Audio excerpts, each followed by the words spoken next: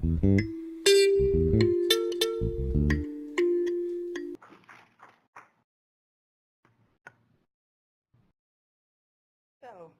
have you ever thought about how two people sometimes are doing more work by cooperation than one of them could just do on their own?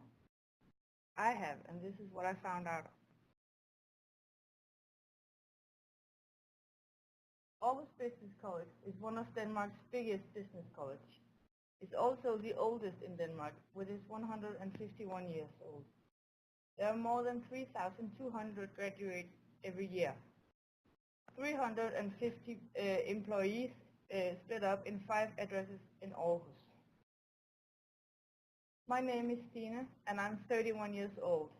I registered the students so they can earn their degree and get an awesome job. The way it's done now is what we in Denmark will call a Molbo-historie. A Molbo-historie is like this. A stork is standing in a big cornfield. People in town want the stork out of the field because they're afraid that the stork might step the corn down. But if they will send a man out to chase the stork, he might step the corn down as well. So the smart people in town just think, oh, we will just carry him out so he won't step the corn down. So they all go out to the cornfield. Here in Austin, you might just know these bunch of silly people like the Oklahoma Sooners. So how it is now, we get the internship agreement by mail, and then 5 persons are involved. One of these 5 persons is located in the other department in another end of town. With this colleague in another end of town, mistakes will often occur because the close contact is missing. Then an error can happen. So I made this current state mapping. There are a lot of steps. Colleague number 1 gets the internship agreement by mail, and then she makes a copy at SharePoint. Colleague number 2 registers it in another system, calls colleague number 3, which makes a qualification assessment. Then I register the trainee in one system. I inform another colleague about the registration. Then I remove my registration again, call her, and then she says, okay, then I will register the student. Then I load all the files to the archives. The student attends the class for 5 weeks. Then I arrange the examination. And after the student has passed, I will call my colleagues and then tell now the student has passed, so he or she can move on with the education. And as you can see, there are a few steps which is total waste of time. This calling back and forth, and I'm registering the student, then I will move it again so she can do it again. So now I took control of the student for the whole 5 weeks. This will, then I just, when the student has passed, I will just tell my colleague that now the student has passed and she can take the student in her system.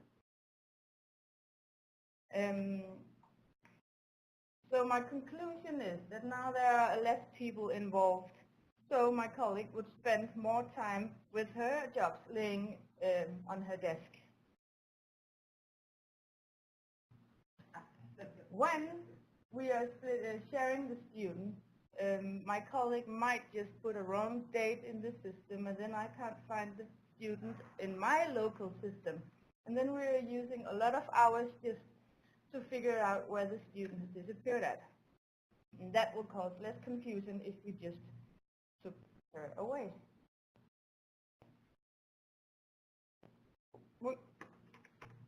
So, as I said, with the overprocessing work of 2 colleagues, if we could just remove one of them from this job and let her do other important things laying in her desk, we will just save more time and save more money.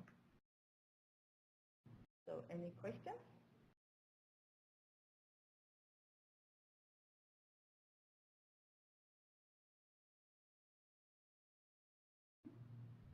I have a question. Yeah? So how easy will it be to implement this in your organization? You described the elimination. Is this something that can be implemented? Yeah, thank you for asking. your question is if it's possible to implement this, and it is. Actually, we have already been thinking about it back home, if it's possible, but we haven't been doing anything about it.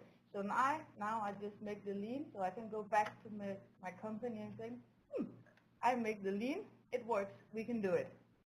It will make everything a lot easier. Good. We still have at least 2 minutes. Yeah, yeah. Thank you, Mark. And thank you, Stine. The employee you're eliminating from this particular process, who will communicate to her, this is a hypothetical communication situation, who would communicate the change to her, and how would it be communicated? In a staff meeting, in private, in writing, through verbal communication? How do you picture this transition actually taking place in terms of effective workplace communication with your colleagues? Thank you for asking.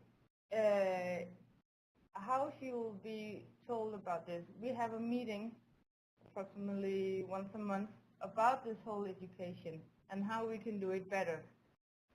So she already knows about the changes, and she thinks it's a very good idea because she has a lot of work doing this, and this is just a small job in her whole office. So she will be pleased to not think about it. Yeah, fine. Because this is a bureaucracy, how do you think they'll respond to this whole counterintuitive idea of being like efficient and profitable? Thank you for your question. I don't know. I think everyone would just be pleased about it. Everyone, my boss, I think she has been on this course also. She's always thinking about lean, so the whole workplace is thinking of lean. So I think everyone would just find it perfect. So. I have another question. Yeah. Now that you've gone through this whole process here, you understand the principles of lean. Will you be taking that back into the organization so you can look at other processes? In other words, you looked at one process, that which affects you. Will there be other opportunities to apply what you've learned here so you can multiply and compound the benefit, continue to reap more benefits just as you realized here? Yeah, thank you for your question. Yes, it will be possible to use this lean idea in all kinds of other things. There are a lot of things on my workplace which I will think it's possible to just make a change. I've only been there for 1 year, so I'm new in the company, and the others, they have just been doing it the same thing over and over again. So it's just, yeah, life. That's how it works. So now we can just implement this, and everything will be easier at some point, so I think. But Mark is telling me that time's up. So I will just end up with this quote from Womack Jones, who is the founder of Lean Enterprise, saying, just as a carpenter needs a vision of what to build in order to get the full benefit of a hammer, lean thinkers need a vision before picking up our lean tools. And I think it explains how lean is working. So thank you.